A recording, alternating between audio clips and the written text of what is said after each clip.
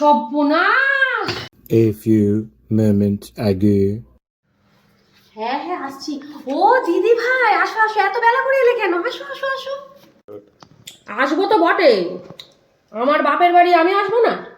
তা ভাইপোর বিয়ের খবর পেলাম লোকের কাছে 30 দিন হলো, আর নিমন্ত্রণ পেলাম 3 দিন আগে। আমি তো আর এ বাড়ির মেয়ে নয়, পরের বাড়ির বউ হয়েছি।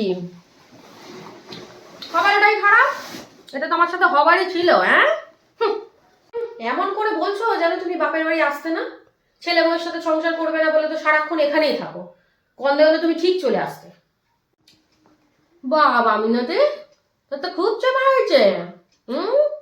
ছেলের বিয়ে দিচ্ছিস বলে মাথা কিনে নিয়েছিস নাকি? কই রে ভাই, এ ভাই দেখ তোর দিদিকে কিভাবে অপমান করা হচ্ছে। দেখো দিদি, এইসব ঝামেলার মধ্যে তুমি কিন্তু তোমার ভাইকে জড়িও না।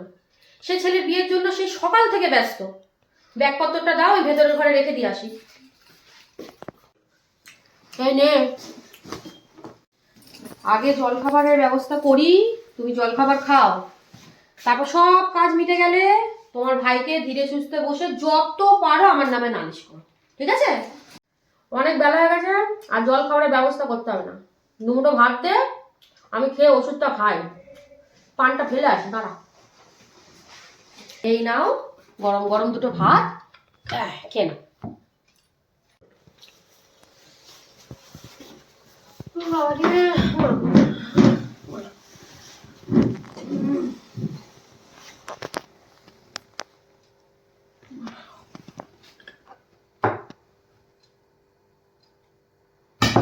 সর্বনাশ, এ কি কাণ্ড ঘটিয়েছিস তুই?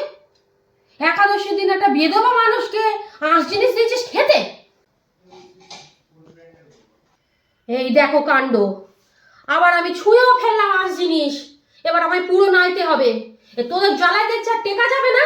হ্যাঁ, হে ঠাকুর হে ঠাকুর হে ঠাকুর, কি করলাম আমি? এ ভাই ব্যাগটা দে ভাই, আমি চলি। তোর জ্বালায় আর টেকা যাবে না মিনতি, তুই চাসই না আমি এখানে থাকি।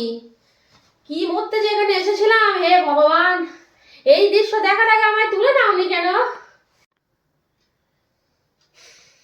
মিনতি, আমি চললাম। এ ভাই ভাই, এই আমি চলে যাচ্ছি, কিন্তু চলে যাচ্ছি। এই দেখ একটা জুতো বললাম,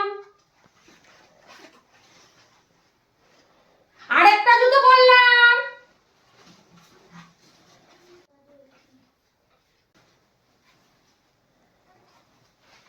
এই গেট খুলছি, আমি চলে যাচ্ছি।